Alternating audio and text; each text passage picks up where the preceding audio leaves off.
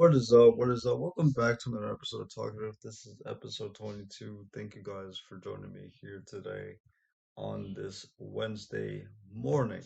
Happy first day of the month. It is June 1st, 2022. A new month is upon us, and hopefully, you guys have multiple blessings and multiple moments and opportunities waiting for you in this month as well. It's Gemini season. For those who are big in astrology, and are big within your signs and your star signs and all that. It's now Gemini season, so it's June. And just a quick note, for those of you who don't know, who are new to the podcast or just new to me, getting to know me for the first time, my birthday is actually this month, coming up in 9 days. So June 9th, I'll be turning 20 years old. Uh, I don't know how to begin but to express that I'm blessed and I'm grateful the fact that I've been able to live 2 decades on this planet. Besides all that, I mean, I am getting older, and I feel like a lot of people tell me that the 20s are like the fastest years of your entire life. Like they're just gonna go by just like this. And it's like I'm not ready for that feeling yet. I'm not ready to have a whole decade of my life just feel like it's being rushed.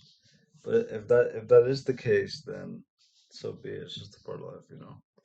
I just hope that these next couple of years, now that I'm no longer a adolescent, I'm no longer a teenager, my teen years are officially over. Sad to say, really, because listen, 5 to 6 years from now, life was just so simple. And I feel like responsibility, reality, everything just boosh, like right in front of my face. It just confronted me immediately with college and just me getting older, me starting new hobbies, starting this podcast, getting committed, having a good routine. It's just everything just came at me like just out of nowhere, It's just so sudden. So I mean, but to be fair, to put it in simpler terms, I'm grateful where I'm at right now in my life.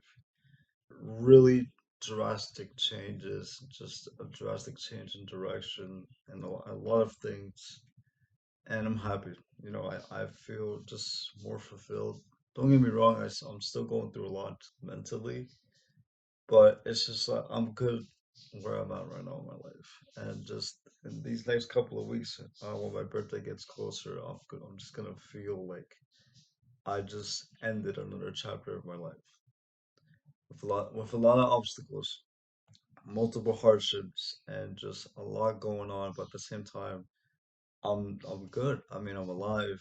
I'm breathing. I'm still living. I'm blessed for what I have. I'm blessed for the people that have been around me for all these years and decades. Family, through friends, through professors, teachers, teacher assistants, people that have been working with me for so long. I'm really blessed, man, and I'm grateful.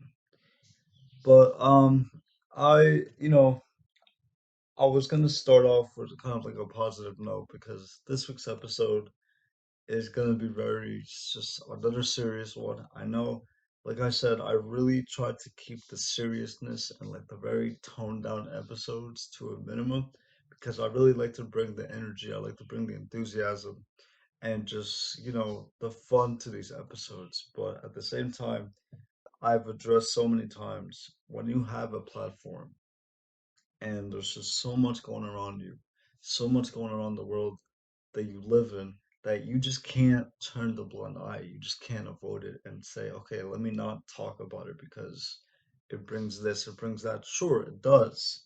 Like it's conversations that people want to avoid because they don't want to go through the sentimental feelings. They don't want to go through the negative feelings.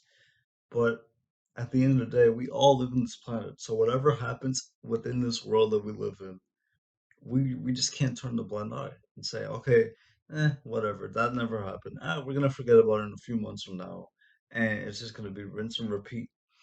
And that's kind of what this last episode 21, and this episode's gonna be revolving around, and that is the state in this country when it comes to just gun control and mass shootings.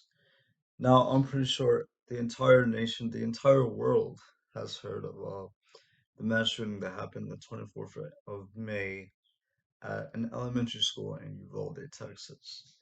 Now, first and foremost, I want to say rest in peace to the 21 people, 19 being children from fourth to fifth grade, and two of them being teachers. One of the teachers sacrificing their life to protect her children and protect her kids and protect her class. Um, yeah, 21 people passed away in the shooting, and it's tragic.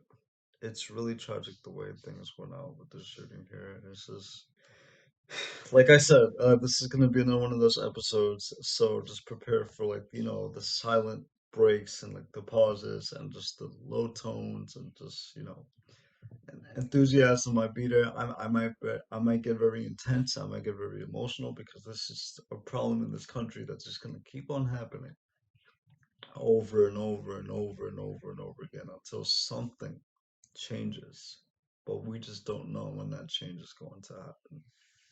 But yeah, I mean, 19 kids died in the elementary school in Uvalde. And first of all, like I said, may they rest in peace. They're now in a better place.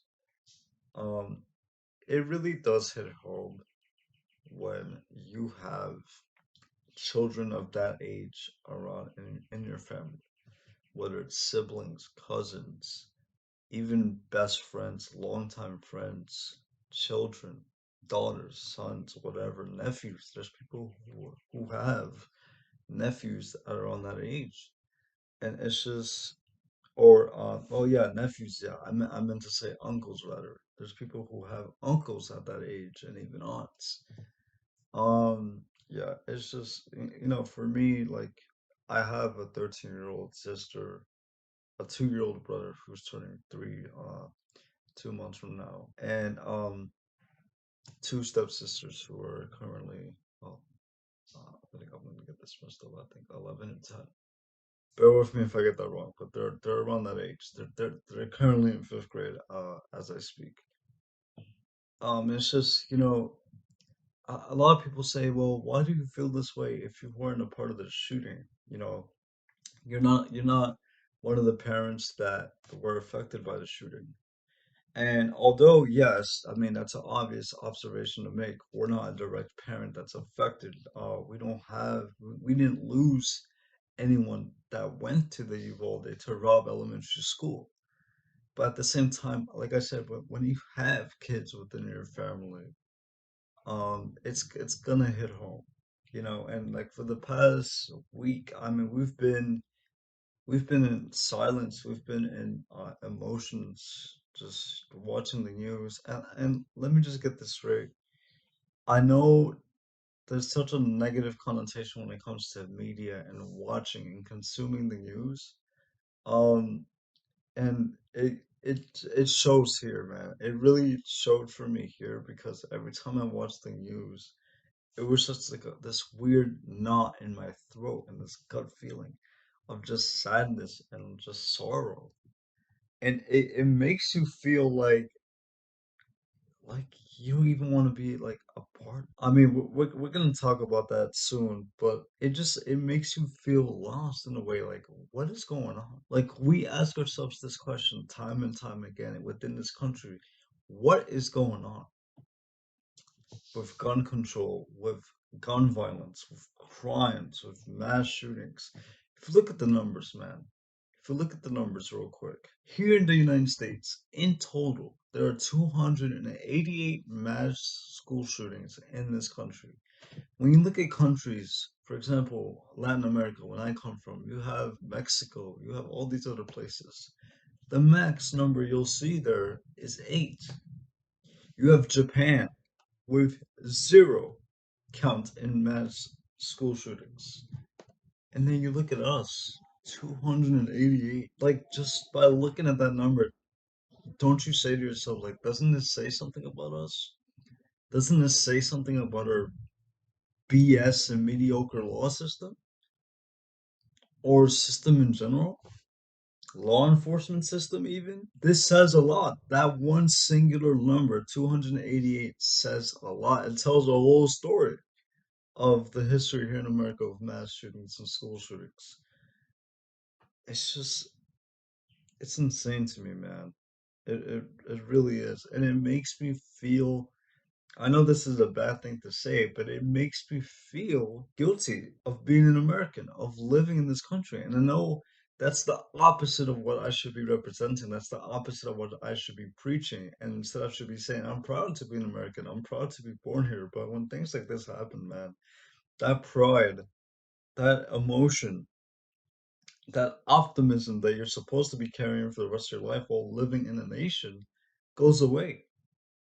It vanishes. It's just out the window because you see this happen time and time again that you grow accustomed to it and you just grow tired of it. We're sick of it. If you guys seen the news lately, you got the head coach of the Golden State Warriors saying, when are we gonna do something? When is the change going to happen? He literally walked out after a press conference. He walked out mad, frustrated. It's unbelievable that after so many years, after so many shootings, after so many innocent lives that have been taken away, nothing has been done. Not even a single gun control law has been passed.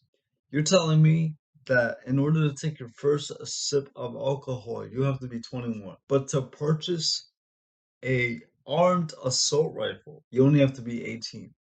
And there's no negotiation, there's no background check, there's no nothing, there's no disputing, there's no arguing. No, oh, you're 18? Yeah, you can purchase this assault rifle right here. Just give me the money. Just like that. It's just it's not right and it shouldn't be this way. And it's been this way for so long in this country. When it comes to gun control, that we don't see the change anytime soon. We seek change.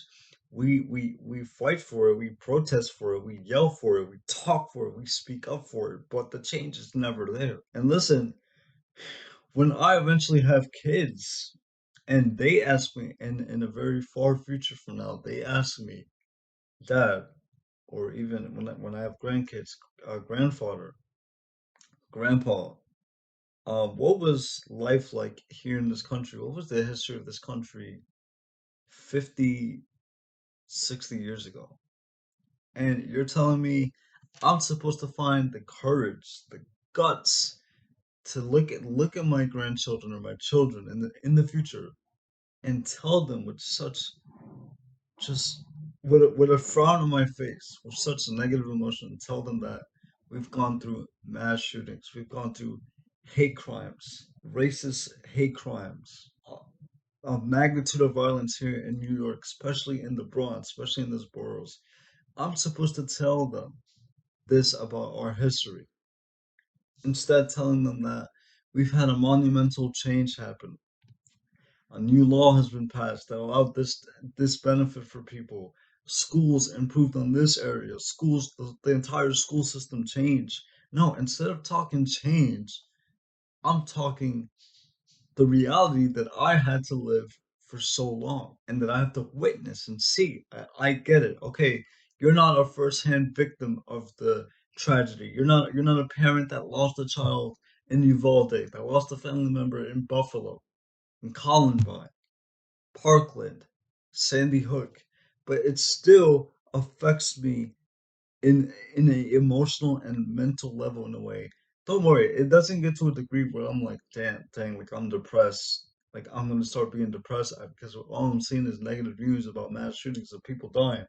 No, but it puts me in this mental state where I contemplate and I tell myself, man, like, i- is it even worth it considering yourself a proud citizen of this country anymore? And those are things that if things keep going at the way they are, but by the look of it, they're going to keep staying this way if nothing has changed.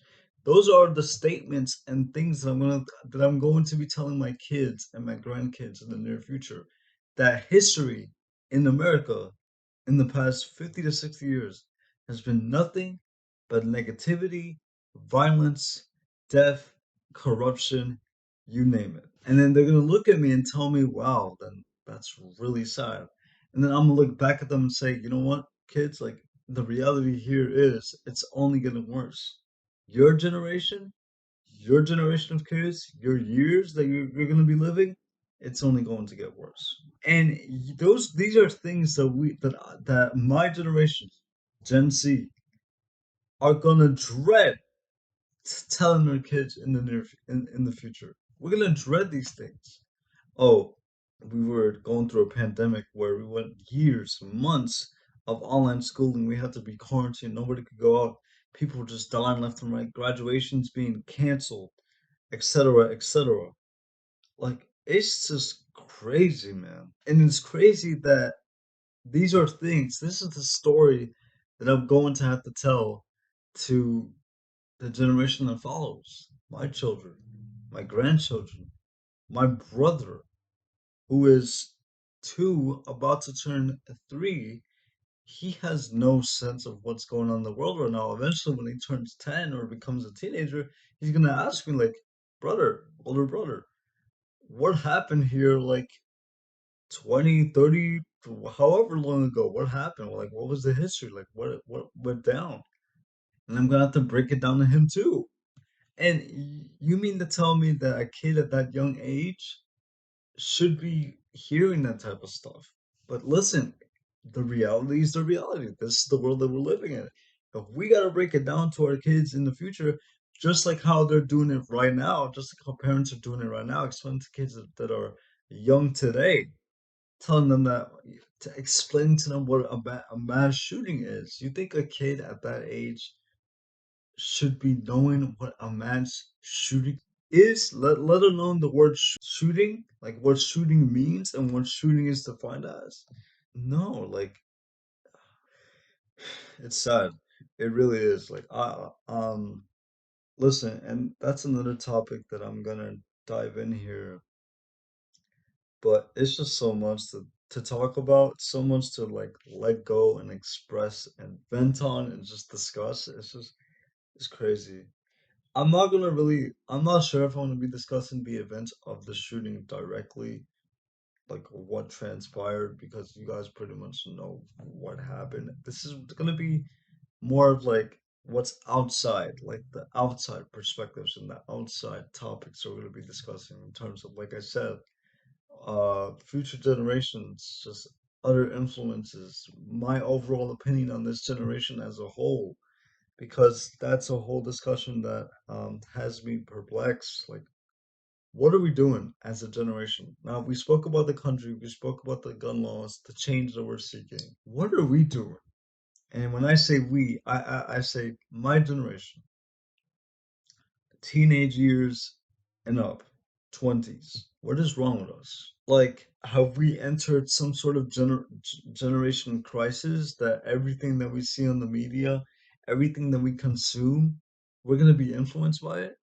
We're gonna see something that transpires over and over and over again, and we're gonna treat it as a trend because we find it fun or funny or just entertaining. We're going to constantly disrespect our elders or disrespect our adults because we can, because we're young, because we have no form of moral or discipline. Now, the like I said, the reason why I'm going to cut some discussions short, because if you guys want to hear what I have to say last episode, it correlates with this episode in terms of like just different aspects of mentality, um, overall family, how a family raises their children, and other aspects like gaming and media and what we consume in this world right now. But like I said, going back to my generation, what is wrong with us, man? We need to bucker up, because what I've been seeing, it disappoints me.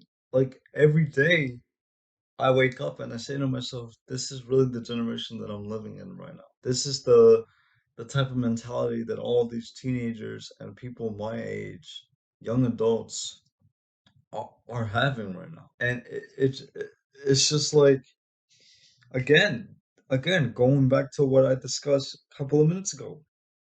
These are things that I'm going to dread explaining to anyone. It doesn't even have to be your kids. Like anyone years from now are going to ask me, how was your generation? Was it like this? Was it different? And I'm gonna tell them no, no, it was just about the same. It was just about the same. Violence, bullying, again, getting influence on what you consume. Just it's just I don't know, man. It pains me. It really does that this is the generation that I'm living in. And the fact that for the actions of one person or a group of people, the entire generation has to pay for it. You know how when you're in a class, right? You're in a classroom and one kid does something wrong or disrupts the class or says something disrespectful, and then the teacher goes to you and say, "Okay, now everyone has 5 minutes to complete the test. Now everyone has to hand in this assignment before the bell rings." That's how it is here in America. You have one mass shooting here, or tragic events happen here from one person, from one individual. And then what happens next? People say, "Oh, what are wrong with these kids? It's all the media that they're consuming. It's all of this that they're consuming. All of this. This should be banned. This should be changed. They shouldn't be allowed to see this." When listen, a lot of this generation does not represent those people. We should not be included for the actions that one person in this generation committed of our age. And that's how it is. Go back to my go back to my comparison. It's literally the same thing. One fool in the entire classroom does something disruptive, disrespects the class or the teacher, we all paid the price. That's what happened here. That's what happens with every school shooting. One fool at the age of 16, 13 through 18, commits a shooting, kills innocent people, in this case, innocent children, who are just starting to live their lives. And then we all pay the price. People point fingers at all of us. Oh yeah. Oh, it's because you play this, right? You play these video games. See, it's because of you as to why these school shootings happen. When that's not the case. And it's like it pains me. It pains me for that reason because I get disappointed to see the actions that we're committing as a generation, and then the fact that other people, want to make it a whole thing, a whole trouble for everyone that's in around that age. When that's not the case. Like I said, if you guys want to go back to episode 21, I explain everything there thoroughly. I'm not gonna go back to that discussion because we're gonna be here all day, and I'm pretty much gonna be revising and rephrasing what I talked about last episode. But this doesn't involve everyone. And that's what pisses me off. That for the actions of one person, for the mentality of one person, we're all looked at, we're all pointed at. All of us. All of us. Instead of saying that young man or that young person, instead of just keeping them isolated, people say these young men, these young people, these teenagers, these. They use the word these because they want to include the entire generation. They think this is a whole generation trouble when it's not. When it's not. And that's what annoys me. That's what a lot of people my age doesn't understand, that when you commit an error, when you commit a tragic flaw, when you do things like this, you're not realizing that you're putting a bad image onto all of us, not just you or the people around you, an entire generation. And that's what a lot of us fail to understand, that if I do this, I'm not going to be the only one looked at or penalized for it. My entire generation is. But nobody's going to give a F about that. Nobody's going to care. And that's the problem. It pains me. It really does. Every day I wake up, I'm like, damn, like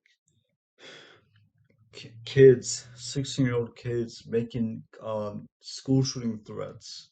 Like if it's a TikTok trend, like if it's a viral internet trend, because it's fun. Because one person did it, let me do it. No, a 16-year-old kid here in Suffolk County was arrested for a gun threat, a school shooting threat that he made. A 16-year-old. I bet you he's been keeping an eye on the news. He saw the two massacres that happened both in Buffalo and Uvalde, and he's like, this seems cool. This seems fun. Let me give it a shot because, you know, everyone that's my age is doing it. Like I said, this is another serious episode. There's going to be a lot of pauses, a lot of reflection, a lot of thinking, because that's what this brings. Like it makes you reflect on the situation and your life right now and the people that are representing you, man. We're supposed to be representing the future. We're known as the future of this country, right? The future. And this is what the future entails: violence, crimes, killing, getting influenced by everything you see on social media, suicide because of what other person has to say, or because of the bullying that you went through, bullying in general. Let me get this straight. A lot of people say that we're gonna transition to parts of the shooting and the attacker, Salvador Ramos. Now I know a lot of people probably dread hearing that name now, and I understand. Salvador Ramos the media claims, making false claims and false statements that he was the one being bullied. And again, same thing with the video game ideology that video games and media and movies and music is the cause of it all. Again, go back to episode 21. Same thing here. The first thing that the media entails, the first idea that the media entails when a school shooting happens or a mass shooting occurs, was that the young person, the young attacker, was bullied. He went through trauma in the past, through something in the past. Now, although yes, we don't know firsthand what that person went through in the past, but just look all over the news, look all over social media, bro. There's been people confessing, there's been people telling the truth. There's a video out there from a high school student who was a sibling, a brother of one of the victims in Uvalde, an older brother, who spoke the truth about Salvador Ramos and said Salvador Ramos never got bullied. He was the bully. He always tried to pick on people and he got mad whenever anything did not work in his favor, and he was abusive towards animals. So that's how you see that how the media as a whole tries to manipulate and just tell their own story when they don't even know the actual story in hand. Salvador Ramos was never the one being bullied. Salvador Ramos was never the one being oppressed. He was the oppressor the whole time. He was the one that was just evil, guided and filled through hatred. He didn't become that way. He was already that way. And it's just, again, it's just one of those aspects that instead of representing positivity, optimism, change, the future, instead of representing what the future entails for generations upon generations, we're taking steps back. We're doing the opposite. We're representing what people don't want to see out of a generation. And it's just, it's sad. It's sad. And believe me, like I'm 19, 20, but I have a maturity level of a 40-year-old just or a 50-year-old. I have a maturity level that doesn't compare to what my actual age is. And I sound like I'm like a 30, 40-year-old, 50, 60-year-old grandfather talking about what's going on in this generation. But listen, that's just because that's what I was raised. That's how I was raised to have a maturity level at that young age because I'm glad I don't act how the majority acts or speaks or portrays or the way my personality is. I'm glad I'm the complete opposite of that, which is what it goes back to what I was saying about people pointing fingers at the entire generation, the entire group of young people. It doesn't go to anyone. For people like myself and a lot of people, very minimal, but a lot of people out there who do have mature mindsets and who are respectful, modest, who are kind, polite, friendly, whatever it is, inclusive. That's those are the people who are hurt the most whenever a mass shooting occurs or any tragedy or current event occurs and people start pointing fingers at them too because they are supposed to be representing the majority of this generation, and that's the sad part. And I feel for everyone who don't represent the majority, for everyone who is mature, who has a proper positive mindset, who doesn't act according to emotions, who doesn't act disrespectful, who doesn't act impulsively, who doesn't disrespect anyone just out of spite of it, who doesn't get influenced by what they consume on social media, who just wants to live their best life without those particular traits involved. I feel for them because we're always pointing at whenever a tragedy like this occurs, and it's sad. Yeah, man. Again, this is gonna keep happening. This is going to keep happening unless something changes. Forgive my language for what I'm about to say. Unless all of these politicians that we're supposed to be giving our trust in, unless that they pull their heads out of their asses and actually do something for change in this country regarding gun control and violence and gun violence and just crime as a whole, violence as a whole. Unless they actually do something, this is going to keep happening over and over and over and over and over again. Families are going to continue to suffer. Families are going to continue to dwell, cry, live in sorrow because nothing is going to change. Why? Because of ambition, because of money, because of just press, because you want to, I don't know, just live the wealthiest life you want to live. Money, that's all it is. We live in a money-driven world. Now, it's okay to not to be ambitious. It's okay to have goals financially. But when you take that ambition and you abuse it to the pole, abuse it to the point where other people are being affected around you, that's what's going on in this country. Money driven politicians, money driven industries that for their mistakes, for their flaws, for their lack of change, for their lack of action, we pay the price. We suffer. I don't know, man. It's just time and time again, shooting after shooting after shooting after shooting. Again, it makes me disappointed. It makes me ashamed to be even to being a part of this country, this generation, everything. Sucks, man. How do you think every teacher's going to feel every day from now on when they have to go to Uvalde, when they have to go to Rob Elementary, and they have to see all those 21 crosses, the 19 crosses for the 19 children that passed away on the front sign, the front welcome sign for the school. They have to see that every single morning and every single evening when school is out of session and they go back home. That's the first thing that they see.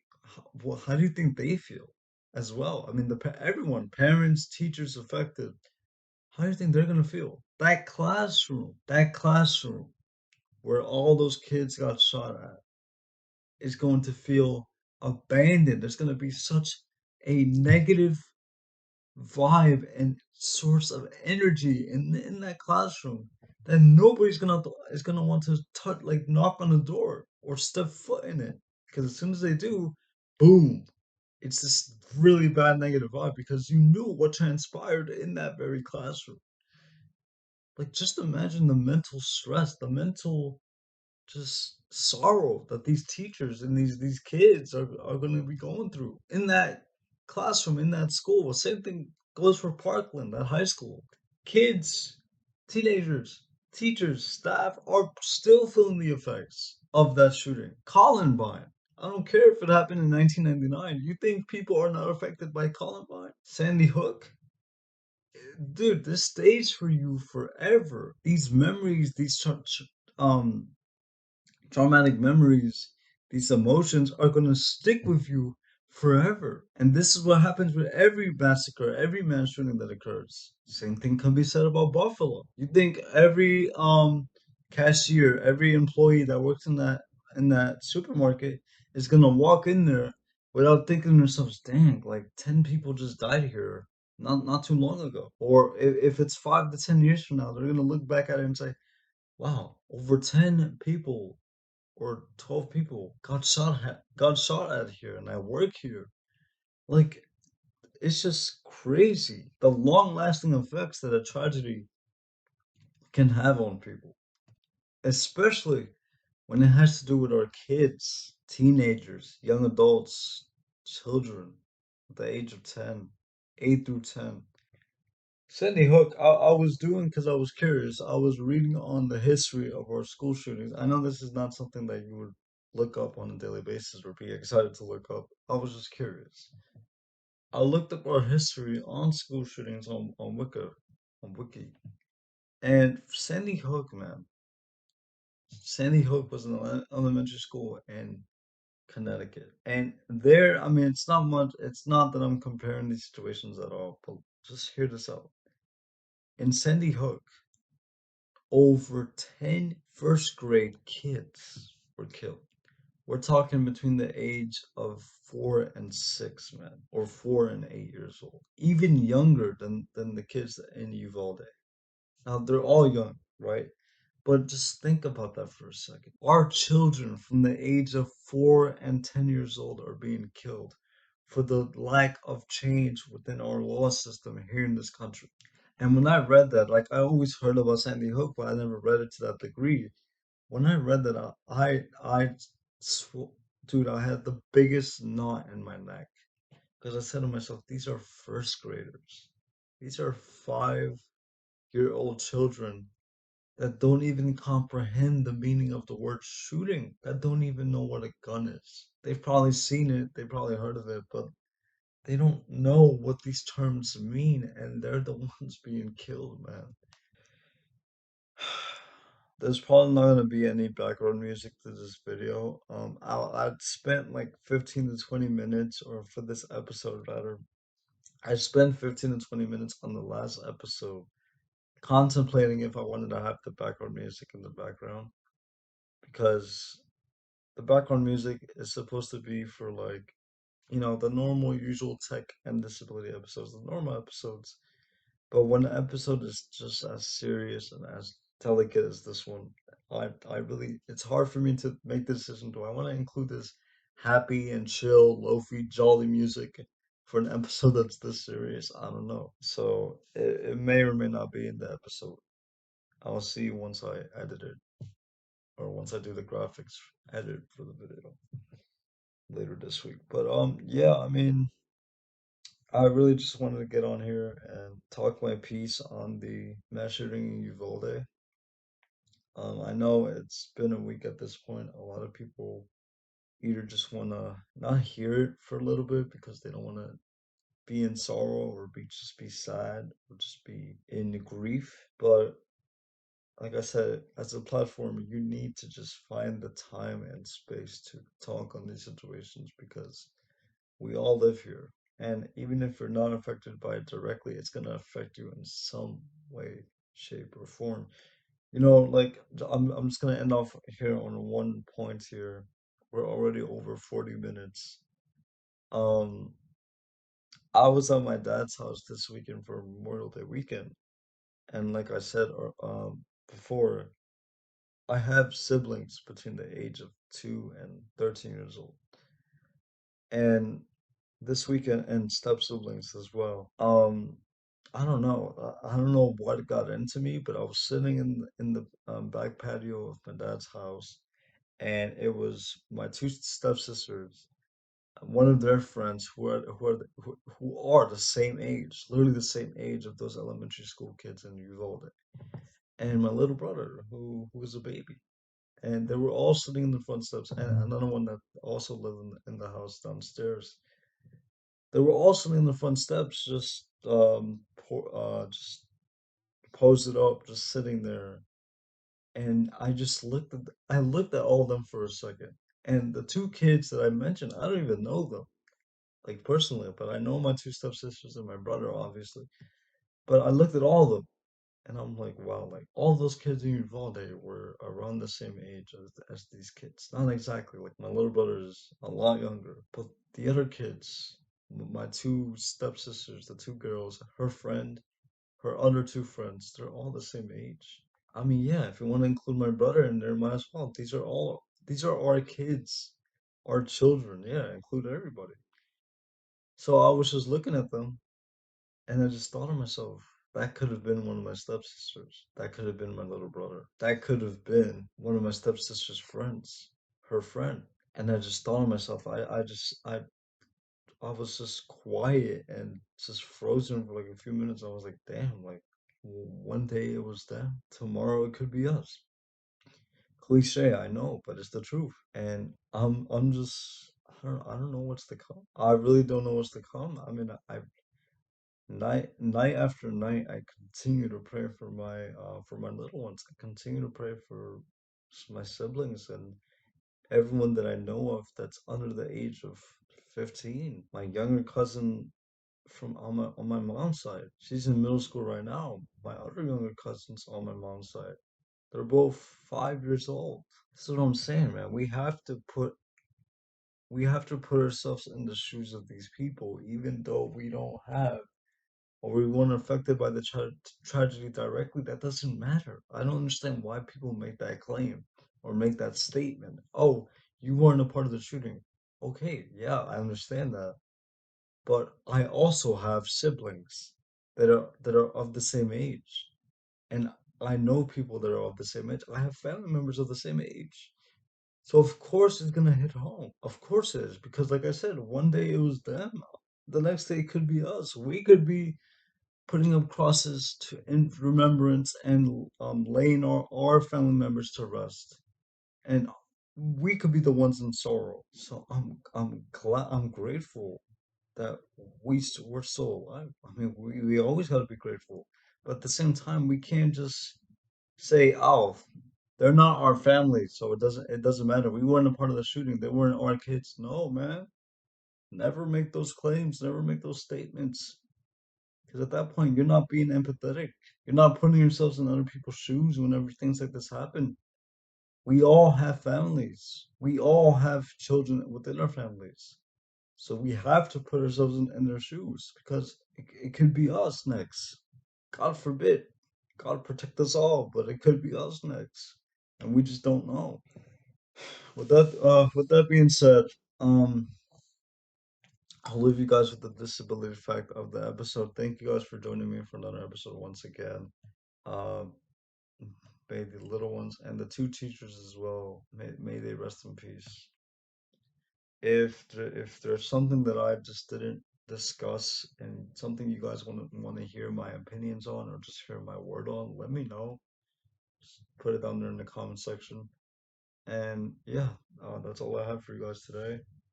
Really important discussion. And if these episodes in particular, I always try to promote every episode of my podcast, but if these episodes can get a lot more voices and reach and just bigger audience, please share these episodes with everyone else so that our voices can be heard and so that people can know, excuse me, that they're not alone, that they're not fighting this fight alone, that we're there as well, speaking up, talking on it, putting ourselves in their shoes. We're there. This is not a isolated fight. This is a fight for everyone that lives in this country, lives in this world even. So yeah, if you guys can really just find the courage to listen. I don't care about monetization. I don't care about subscribers. I don't care about likes. I really don't. When it comes to these episodes, all of that is just out the window. I don't care. But if you guys could just share these episodes with your family members and your friends so that they can hear my word and my voice and know that this is not a lone fight. This is not a fight that they're fighting by themselves. This is a fight for everyone. So yeah, thank you guys. With that being said, just a few things, few updates on the overall show. My schedule recently has been a mess. I usually have like a really set routine for what I do regarding or the process of making an episode for this show. But recently it's been a mess. Like I said, my friend put the idea out that he wanted to be on the show, and we'll have another guest episode coming up. It's been a while since we've had a guest episode. I know again, it's really messy right now. I say, oh, I'm supposed to be having guest episodes every 3 to 5 episodes, and I haven't. I apologize for that, but that episode is still in mind. I'm actually gonna get in word with him as soon as possible so we can start planning it. But nevertheless, yeah, schedule's been wonky. I should be going back to schedule slowly if I don't, just skip a few days. If I continue to skip days and record, like I'm supposed to be recording on a Tuesday, but I'm recording on a Wednesday instead. But it's fine. Yeah. Thank you guys once again. Thank you guys for listening. You guys stay blessed. Take care, and I'll see you next week for episode 23. Bye.